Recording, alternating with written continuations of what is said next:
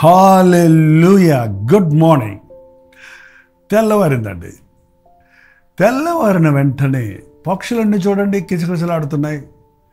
సృష్టి అంతా మేల్కొని ఆనందిస్తున్నాయి. చెట్లు చప్పట్లు కొడుతున్నాయట, నదులు చప్పట్లు కొడుతున్నాయంట, ఆకాశ మేఘాలు నాట్యమాడుతున్నాయంట. ఎవడైనా సృష్టిని చూసి ఆనందించారండి?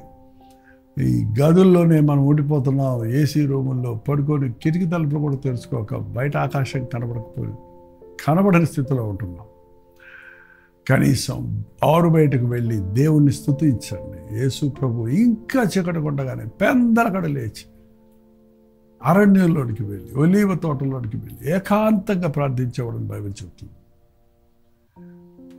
ఉదయమే మన హృదయాన్ని దేవునితో లగ్నం చేస్తే, దేవుని మాటలతో నింపుకుంటే ప్రశాంతంగా దినమంతా జీవించగలుగుతాం. ప్రతి శోధనను మనం ఎదిరించగలుగుతాం.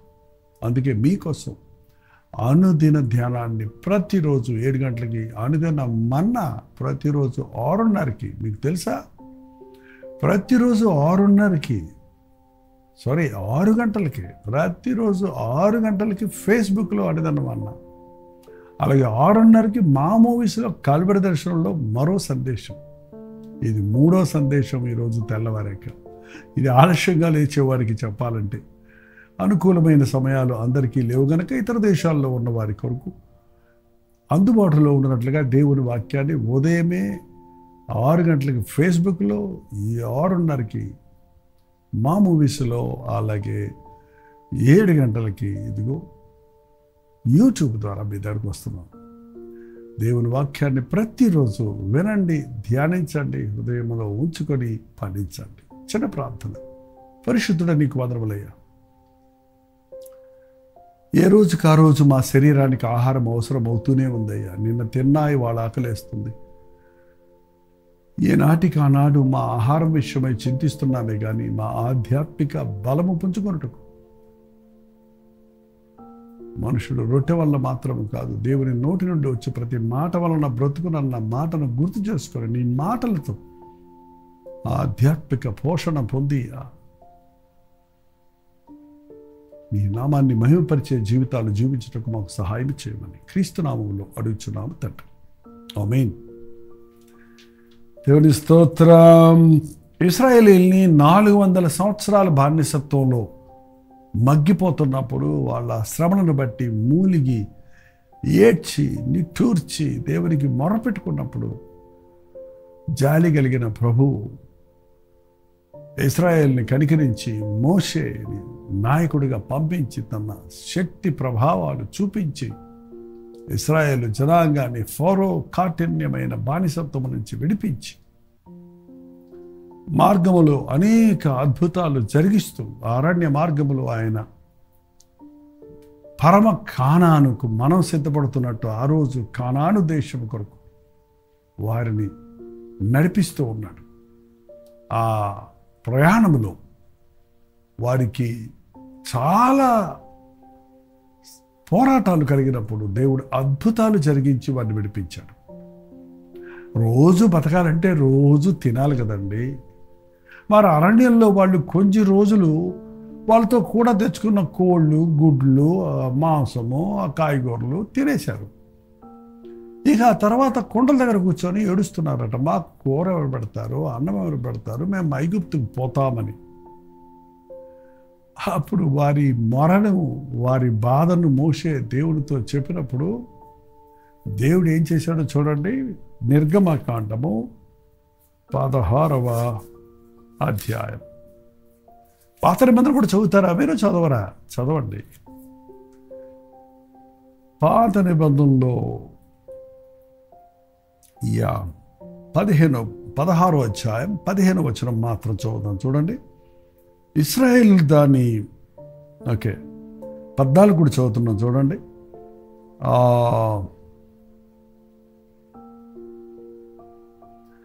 ఆ పడిన మంచు ఎగిరిపోయిన తరువాత నూగు మంచు వలె సన్నని కణములు అరణ్య భూమి మీద కనబడను. దానిని చూచినప్పుడు అది ఏమైనది తెలియక ఇది ఏమి అని ఒకరితోనొకరు చెప్పుకున్నది. మంచు కణముల మీద చక్కగా చిన్న మన్నా అని వాళ్ళకి తెలియలేదు. మొదటిసారిగా ఆకాశం మీద నుండి వారికి పడుతున్న కణములను చూచి ఇదేమి అని చెప్పుకుంటుంటే మోషే అన్నాడు 16వ వచనంలో, ఇది తినుటకు యెహోవా మీకిచ్చిన ఆహారము. ఎవరు మాకు ఆహారం పెడతారు? ఈ లోకంలో ఎన్ని 6 లక్షల కాల్బలం అండి. ముసలివారు, వృద్ధులు, పిల్లలు కలిస్తే 20 లక్షల మందట. రోజుకి 20 లక్షల మందికి ఆహారం సిద్ధపరచాలంటే అది ఎంత పోరాటం. అది అరణ్యంలో, అక్కడ ఏమీ లేని స్థలం. అద్భుతాలు చేసేవాడని దేవుడు నిరూపిస్తూ ఆకాశము నుండి వారికి మన్నాను కురిపించాడు. అది ఏమైనది తెలియక ఇది ఏమి అంటే ఇది దేవుడు మీకు అనుగ్రహించిన ఆహారము.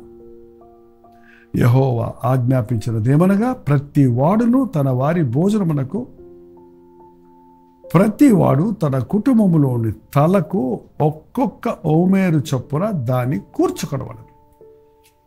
నోట్లోనే పడేస్తే భలే ఉంటుంది కదా అనుకుంటాం మనం. దేవుడి దీవెనలండి మనం ఏరుకోవాలి. దేవుని దీవెనలు మనం పొందుకోవాలంటే మనం విశ్వసించాలి. దేవుని దీవెనలు పొందుకోవడానికి మనం అడగాలి. దేవుని దీవెనలు పొందుకోవటం అనేది ఒక పనితో కూడింది, ప్రయాసతో కూడింది. రోజునట వారు ఒక్కొక్కరు వారి కుటుంబం కొరకు ప్రతి ఒక్కడు ఒకరికొకరికి చేయటం కుదరదు. ఎవరు మట్టుకు వారు ప్రతి ఒక్కరూ ఒక ఓమేరు చొప్పున, అంటే ఇంచుమించు 1.5 కేజీన్నరట. 1.5 కేజీన్నర మన్నాను. అది ఎలా ఉందనుకున్నారు? 31వ వచనం చూడండి. ఇశ్రాయేలీయులు దానిని మన్నా అను పేరు పెట్టింది. అది తెల్లని కొత్తిమీర గింజల వలె ఉండను. అది తెల్లని కొత్తిమీర గింజలు అంటే కొత్తిమీర గింజలు తెలుసా మీకు? ధనియాలండి. ఎంత ఉంటాయి ధనియాలు? చిన్న చిన్నగా ఉంటాయి. అది తెల్లటి చక్కటి ధనియాలు సైజులో కణాలు ఆకాశం నుండి మంచు మీద ఫ్రెష్గా ఫ్రిడ్జ్లో పెట్టినట్టు పడుతున్నాయి అన్నమాట. ఆ మంచు మీద నుండి వాళ్ళు ఒక్కొక్కటి ఎట్లా ఏరుతారు? కింద పడ్డ వాటిని ఏరాలంటే మోకాళ్ళ మీద పడాలి. మోకాళ్ళ మీద పడి ఒక్కొక్క గింజను ఏరుకొని సేరున్నర కూర్చుకోవాలి. అది ఆ రోజంతటికి ఆ వ్యక్తికి ఆహారంగా ఉంటుంది. గమనించారా? పని చేయనొల్లడి వాడు భోజనం చేయకూడదు. ప్రతివాడు తన చేతులతో ఏదో పని చేసి తన కష్టార్జితంతో తాను బ్రతకాలి, భోజనం చేయాలి అని దేవుని వాక్యం హెచ్చరిస్తుంది. ఒక తండ్రి, పురుషుడు పనిచేసి కుటుంబాన్ని సంరక్షించాలి. ఇక్కడ చిన్నపిల్లలుంటే, ఇంట్లో బనిహాలుంటే వారి కొరకు కూడా ఆ ఇంటి యజమాని ఏరుకోవాలి.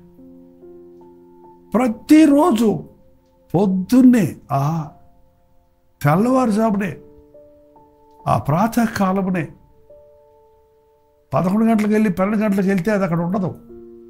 పొద్దున్నే వెళ్ళి ఏరుకోవాలి. మోకాళ్ళ మీద పడాలి. ఒక్కొక్కటి పోగు చేసుకుంటే ఆ దినమంతా వారికి సమృద్ధిగా ఉంటుంది.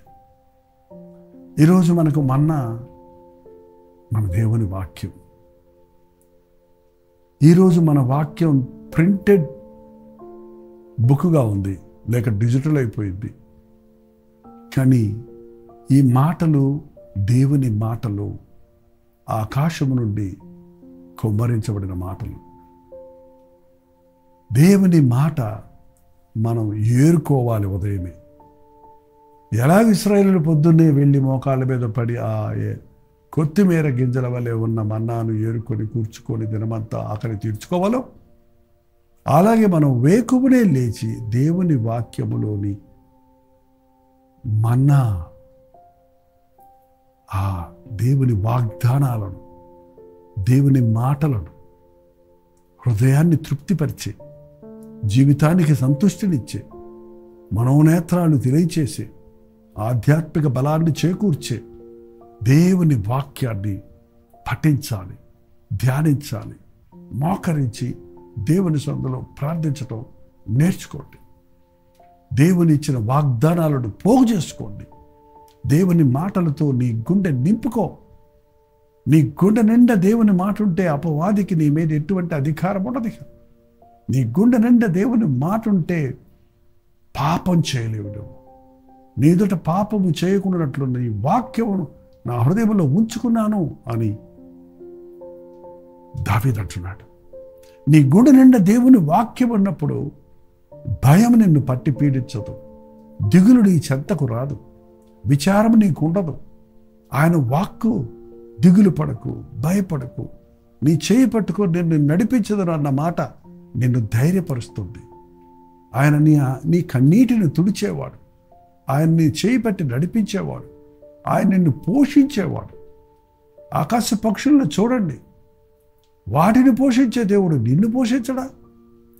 నీవు దేవుని మాటలతో నీ గుండె నిండా నింపుకుంటే పరిశుద్ధ గ్రంథములో ఉన్న ప్రతి అక్షరం అభిషేకించబడినప్పుడు అందులోని అర్థాన్ని హృదయానికి అనునయించుకున్నప్పుడు మన హృదయంలో ధైర్యం కలుగుతుంది. ప్రతిరోజు నిన్నటి భక్తి వాటికి పనికిరాదు. క్లియర్గా చెప్పాడు మోషే, ఏ రోజుకి ఆ రోజే ఏరుకోవాలి, రేపటికి కూడా ఏరుకొని పెట్టుకుంటానని కొంతమంది ఏరుకొని పెట్టుకున్నారట. అది రెండో రోజు కంపు కొట్టింది. నిన్నటి భక్తి వాటికి పనికిరాదండి. ఏ నాటికి కీడు ఆ నాటికి చాలు. రేపటి గురించిన దిగులు పడకండి. రేపుడిని ఇవాళ తెచ్చి పెట్టుకోవాల్సిన అవసరం లేదు. ఈ రోజుల్లో ఈ క్రెడిట్ కార్డ్స్, ఈఎంఐలు వచ్చిన తర్వాత రేపు సంపాదించే సంపాదన కూడా ఇవాళే అనుభవిస్తున్నారు. అనుభవించి రేపు కష్టపడి పనిచేసి అప్పు తీరుస్తాను మళ్ళీ ఇంట్రెస్ట్తో అంటూ ఉన్నారు. కానీ దేవుని యందు విశ్వాసం ఉంచితే ఎప్పుడు ఏది కావాలో నీకు అది అప్పుడు ఇస్తాడు కనుక నీవు ఎప్పుడూ తృప్తిగానే ఉంటావు, లేమి నీ జోలికి రాదు. అందుకే దావీదు అన్నాడు, యెహోవా నా కాపరి, నాకు లేమి లేదు. ఆయన నా సప్లయర్, నాకు నా అవసరతలన్నీ తీర్చేవాడు ఆయన, నా మొరలు వినేవాడు ఆయన. తల్లి కంటే ఎక్కువగా నన్ను ప్రేమించిన వాడు, తండ్రి కంటే ఎక్కువగా నన్ను సంరక్షించేవాడు. రోజు దేవుని సన్నిధిలో మోకాళ్ళ మీద పడి వాక్యాన్ని హృదయంలో భద్రపరుచుకోండి. మీరు ప్రతి పోరాటములో, శారీర సంబంధంగా వచ్చే ప్రతి పోరాటంలోనూ జయం పొందుతారు. అంతేకాదు మీరు తృప్తి కలిగి ఉంటారు. దేవుని వాక్యం మనల్ని తృప్తిపరుస్తుంది. ఆయన అద్భుతమైన రీతిగా మన ప్రతి అవసరతను తీరుస్తాడు. రోజు దేవుని వాక్యంతో ఈరోజు ఏం చేస్తావు ప్రభువా, ఈ రోజుకి నా ఆహారం ఏది ప్రభువా అని అడిగి దానిని సంపాదించుకోవాలి. ఇశ్రాయేలీయులు 40 సంవత్సరాలు ఆ మన్నాను తిన్నారు. ఆ మన్నా ఎలా ఉందట?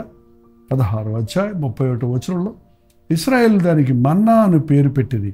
అది తెల్లని కొత్తిమీర గింజల వలన ఉండను, దాని రుచి తేనెతో కలిపిన అపూపముల వలె నుండెను. తేనెతో కలిపిన అపూపములు ఏంటండి? ఈ చపాతీలు కాదు, లేకపోతే మనకి ఆంధ్రాలో వాటిని ఏమంటారు, కొంచెం స్వీట్ పెట్టి చేస్తారు చూడండి, నోట్లో పెడితే కరిగిపోతూ ఉంటాయి. అలాగ వీరు దాంతో అప్పాలు చేసుకున్నారు. దాన్ని తింటున్నప్పుడు ఎంతో ఆనందించారు. తేనె, దావీదు అన్నాడు అందుకే, నీ మాటలు నా నోటికి జుంటి తేనె ధారల వలె ఉన్నది. దేవుని వాక్యములో ఉన్న సత్యాలను మనం గమనించినప్పుడు అండి, అది బోరు కొట్టదు. ఎందుకో మీరు బోరు కొడుతుంది అంటున్నారు కొంతమంది. అవును, జ్వరం వచ్చిన నోటికి తేనె రాసినా చేదే అంటాడు కదా. నీ హృదయం సరలేదు కనుక దేవుని వాక్యం అందు మీరు సంతోషించలేకపోతున్నారని వాక్యం సెలవిస్తుంది. కానీ దేవుణ్ణి ప్రేమించిన వారికి దేవుని వాక్కులు సర్వ సంపదలు దొరికిన పొక్కిసల్లాగా ఉంటుంది. అది నోటికి జుంటె తేనె దారుల వలె ఉంటుంది. అది దేవుని ప్రేమను గుర్తు చేసుకుంటున్నప్పుడు కొవ్వు మెదడు దొరికినట్టుగా నాకు ఉందన్నాడు. సర్వ సంపదలు నాకు దొరికినట్టుగా ఉందన్నాడు. అవునండి, వాక్యం ద్వారా మన శరీరానికి పుష్టి, మన ఆత్మకు ఆదరణ, మన యొక్క జీవితాలకు సంతృప్తి కలుగుతుంది. రోజు వ్యక్తిగతంగా మోకరించి ప్రార్థించి దేవుని వాక్యంతో మీ హృదయాలు నింపుకోరండి, ప్రార్థించండి.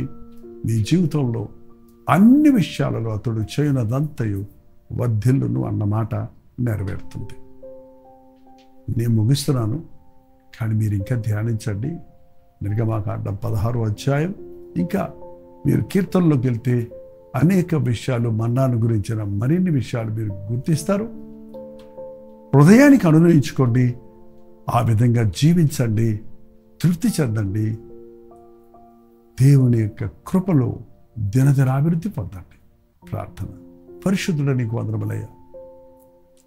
ఏం తిందుమా, ఏం తాగుదుమా, ఏం ధరించుకుందుమా అనే ఆలోచనతోనే కాక, నా దేవుడు ఏం సెలవిస్తాడా, ఏ వాగ్దానం ఇస్తాడా, ఏ హెచ్చరిక ఇస్తాడా, ఏ గద్దింపిస్తాడా, ఏ ఆదరణ నాకు కలుగుతుందా, ఈరోజు నేను దేవుని యందు ఏ విధంగా ఆనందించగలనా అన్న ఆత్రతతో ఉదయమే నీ మాటల కొరకు కనిపెట్టుటకు, నీ వాక్యాన్ని ధ్యానించుటకు, తృప్తి చెందుటకు, ఆధ్యాత్మికంగా బలం పొందుటకు, విశ్వాసాభివృద్ధి పొంది ఈ అంచెతనములను శోధనకు లొంగకుండా శుద్ధులమై నీకు ఇష్టలమై నీ రాకడ కొరకు ఎదురు చూచుటకు మా ఒక్కొక్కరికి సహాయం చేయమని క్రీస్తు నామములో అడుగుచున్నాను తండ్రి. ఆమేన్. తండ్రి అయిన దేవుని యొక్క ప్రేమయు, కుమారుడైన క్రీస్తు యొక్క కృపయు, ఆదరణకర్త అయిన పరిశుద్ధాత్మ యొక్క సహవాసం కూడి వచ్చిన మనందరికీ ఇప్పుడు సదాకాలము తోడేయడం గాక. ఆమేన్. దేవుని స్తోత్రం. ఏ రోజుకి ఆ రోజు దేవుని మాటలు వినండి. అలాగే మీ ప్రార్థన అవసర భారాలు ఉంటే 954041కి, మీరు ఇతర దేశాల్లో కానీ ఉంటే 9100 నెంబర్కి టెక్స్ట్ లేక వాయిస్ మెసేజ్ వాట్సాప్ పంపించండి. అవన్నీ మేము పరిశీలిస్తున్నాం, ప్రార్థిస్తున్నాం. మీరు ప్రార్థించండి, తప్పక ప్రభు జయమిస్తాడు. ఇవాళ శుక్రవారం కదా, శుక్రవారం ఉపవాస ప్రార్థన చాలా ప్రాముఖ్యమైంది. మీ చర్చెస్లో ఉపవాస ప్రార్థన ఉంటే వెళ్ళండి, లేకపోతే కల్వరి చర్చిలో జరిగే ఉపవాస ప్రార్థన మీకు లింక్ ఇస్తున్నాం. మాతో పాటు ఉపవాస ప్రార్థనలో పాల్గొని దైవాశీస్సులు పొందండి. ప్రోచితమైతే మళ్ళీ రేపు ఉదయం 7 గంటలకి అనుదిన ధ్యానంలో మళ్ళీ కలుసుకుందాం. అంతవరకు దేవుని మహాకృప మీకు తోడేయడం కాక. హల్లెలూయా. మన ప్రభువైన యేసుక్రీస్తు నామములో మీకు అందరికీ వందనములు. ప్రవచితమైతే ఈ సెప్టెంబర్ 1వ తారీఖు మొదటి ఆదివారం చెన్నైలో ఐశ్వర్య మహల్లో కల్వరి చర్చి ఆరాధన జరుగుతుంది.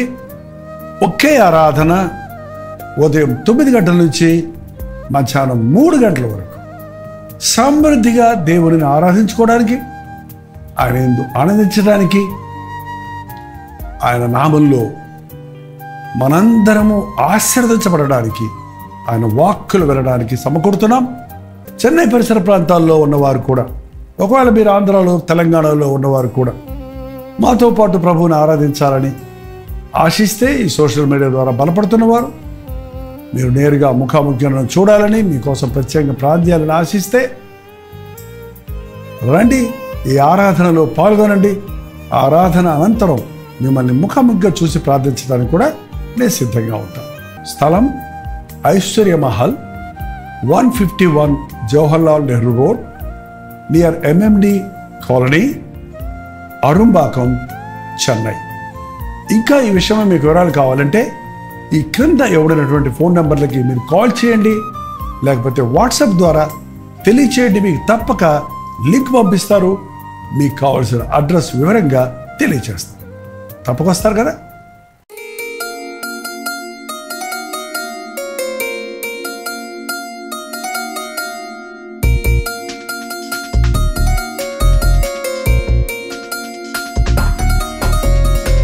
హల్లెలూయా. దేవుడికి స్తోత్రం.